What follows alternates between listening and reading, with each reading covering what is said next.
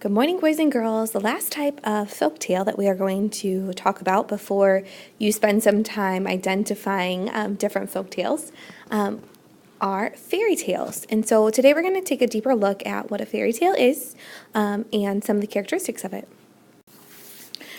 All right, so the elements or characteristics of a fairy tale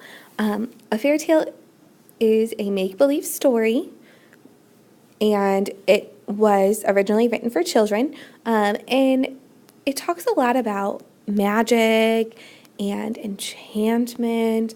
Oftentimes, these take place in a castle or in a forest, and they involve some type of royalty, whether it be kings and queens or prince and princesses.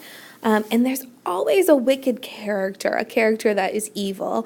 And normally, it always has a happy ending. So an ending that's happily ever after. Normally you hear those words at the end of a fairy tale, and they lived happily ever after.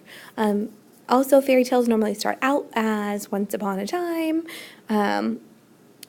There is always a nice character, and they're often the main character, and sometimes they're misunderstood, but then the last characteristic or story element of a fairy tale is that there's always a reward for somebody doing a good deed.